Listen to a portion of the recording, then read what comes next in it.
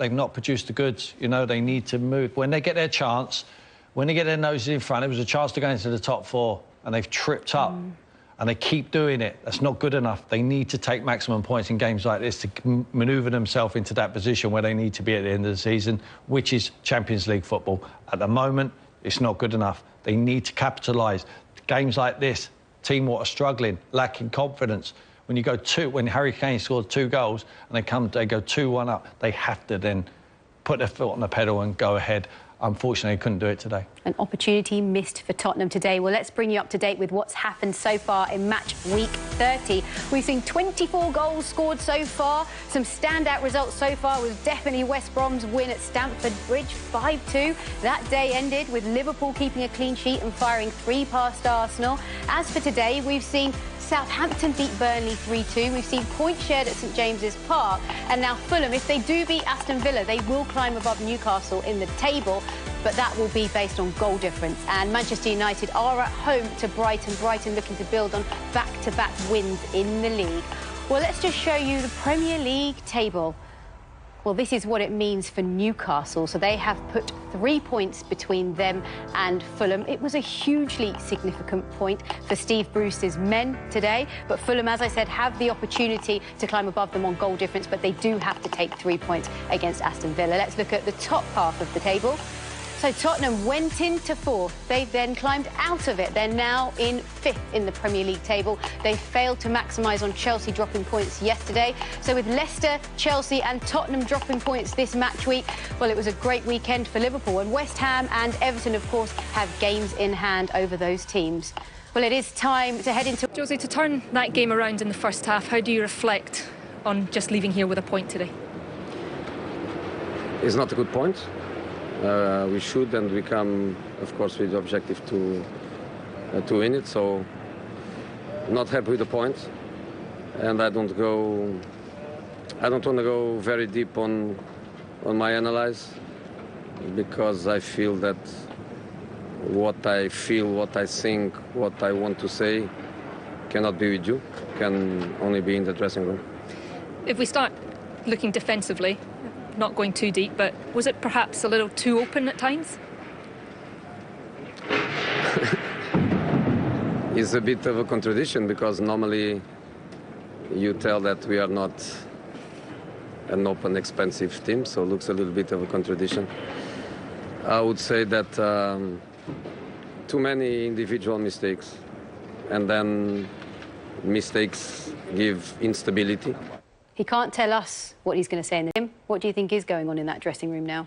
Well, they've certainly missed out on 3 points there today. You know, they picked up a point in the end. They didn't deserve a point. I think the second half performance, Newcastle, double amount of efforts on goal, 22 to Tottenham's 11. You'd have to say, on the balance of play, Newcastle deserved to win the game. Now, I don't think that a Tottenham team, with the ammunition what they carry there and the names what you've got on that team sheet, should be not winning against Newcastle, who are a team who are lacking confidence. They should go there with a chance to go into the top 4 above Chelsea and blow them away today, but they couldn't do it. Was it a mistake not starting the likes of Bale or even Son in this game? I mean, we can sit back in hindsight and say yes, but, you know, the performance that Tottenham gave against Aston Villa with those same 11 that went out to start the game, you'd have to say, you know, give them the opportunity, because they, you know, had a great result, great way of playing when they played against Aston Villa. So you gave them the opportunity. They just didn't have that same, and we spoke about it. You know, it's not losing the game, it's the way that you lose a game. And, you know, you go to Newcastle and you're trying to get into that 4th spot and they're struggling where they are. You would have expected Tottenham to go on and win that, and you get your best players on the park. And as much as they did well against Aston Villa, you know, you look at Bale, you look at Son, and you think those are your best players. Well, they're playing Man United next. Yeah. What does that mean for Tottenham's top 4? Well, that's massive. It's a must-win game. You know, we talked about beating the teams in and around them. They have Man United, they come next. And then they go Leicester, last game of the season. Now, the position they're in, I mean, they're very close to the top 4, but they can't afford to drop points because there's some very, very good squads.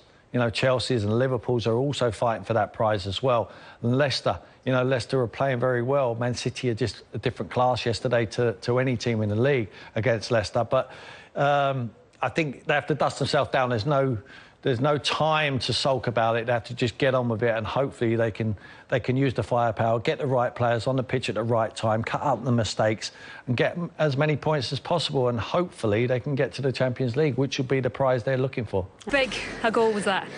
Yes, it was big. You know, I thought we played well. The boys played really well. You know, so to be behind, I thought it was a bit harsh. So I'm happy I can come on and make a big impact like that. You're wearing a black and white shirt of Newcastle right now, but you are an Arsenal player. Did that make it a little sweeter? I mean, yeah, you know, I'm an Arsenal player, so it does make it a bit sweeter, but I'm happy to come here and do my job, you know, come on the pitch and make an impact that the manager told me to do. Yeah, there had been a fair few chances during the game. Were you sort of given the instructions to go out and try and put one of them away? Yeah, he told me, come on, run around and try and score, you know. You got it in you to get in the box and score goals. That's what I love to do, so I was happy I could help the team with one today. It was such a poor performance at Brighton. You've had the big break of the international duty to wait to get back out on the pitch. But that performance today, what does that say about where you are as a group of players and the fight that you've got to take now until the end of the season? As a group of players, collectively, we're all willing to fight for each other, you know. And I feel like if we continue to play that how we did today, we have no problem staying in this league. Big moment there for Joe Willock, big moment for Newcastle as they earn a point. And we were talking about how important that player is for this Newcastle side. But just before we saw the equaliser, Harry Kane had a huge chance. Yeah, massive chance. Breakaway, counter-attack from Tottenham was Newcastle's corner. They defend it well. That's Harry Kane there, who's heading it out of the box. Son carries it forward. Lamella's on his bike, and Harry Kane comes on the left-hand side of him, and he just slows up his run here. He knows that Lamella's running into a cul-de-sac, and then he gives it in. Once he cuts inside, you think, oh, goal. It's just unfortunate there. He just gets the wrong side of the post. But a great break from Spurs and magnificent from Harry Kane. He's unlucky not to be taking the match ball home with 3 points. Unfortunately, it didn't materialise like that, and got to give a huge amount of credit to the way Newcastle come back from that. And this is what happened 90 seconds later. So Maximum just picks the ball up and cuts inside, tracks players to him, and then you just see Lamella switch off with Joe Willock there. And as Joe, he's got, as you see here, Lamella comes inside and then sees Joe Willock, great play by Set Maximum, and he sees Joe Willock running, and he just switches off here and lets him go. It's Joe that comes in on the far post, poor defending from Tottenham's point of view, and but Joe doing what his manager wanted him to do, get in the box and score a goal, and that's what he's done, and he's nicked a valuable point for Newcastle. And you pointed out at the start that you were surprised that Joe Willock wasn't in the side. Yeah, I just feel like he gives you energy, he gives you... When a team's struggling to score goals, you know, like he just said, part of his game is to get in the box and score goals. I think he gives them that added option as much as they haven't got the ball in the box as much as he probably would have liked him to. But today, I think, you know, Newcastle, the manager got the response he wanted from the team, and they created a host of chances and probably should have scored more goals. Well, he certainly got the response at the beginning, didn't he, with Joe Linton putting them 1-0 up? Yeah, I was pleased for Joe Linton. Tirelessly for them. They come out to Sanchez and he makes a couple of mistakes here. You know, he gives it to Tanganga, he gives it him back again. I mean, and this is just rash. I mean, Richie just wins the tackle here. Højbjerg has to do better. Great pass there, and he just passes it into the back of the net. I was really pleased with him. It's an easy chance, but he's missed easy chances this season. So you've got to put him in the back of the net, and he does. And it was a great start for Newcastle, but unfortunately, they couldn't hang on to it for very, very long. It's only 1.5 minutes before Tottenham are back in the game. But that tackle there from Højbjerg, he has to win that one. And then fantastic for Joe Linton, good for his confidence. Celebrated not like a player who's only scored 2 goals this season. But then, as you pointed out, it didn't take very long at all before Harry Kane got on the score sheet. Great ball from Lo Celso here, and like I said, Kraft probably should have put that out for a corner, tries to play it out and not give away a corner, but unfortunately doesn't make the contact he needs to make on it. Great ball from Lo Celso here, but gets the opportunity to get away, doesn't, and it's in the back of your net. And after working so hard to score a goal, to give that away just after 1.5 minutes is criminal from Newcastle's point of view. Yeah. But if there's one person you don't want it to drop to, it's Harry Kane. Yeah. No, and then within 6 minutes, we've seen 3 goals. Yeah, Højbjerg link up again with Ndombele, who was the best player apart from Harry Kane on the pitch. Great reverse pass there to Harry Kane. Just violence, just makes good contact, low, down the right-hand side, loads of space, gets turned on his back foot, load of awareness. He knows where Harry Kane is, finds the ball just on side there. The first touch is key, and it gives him no problems, and he just smashes it into the bottom right-hand corner. Past Dubravka, he has absolutely no chance with the pace that Harry hits that with.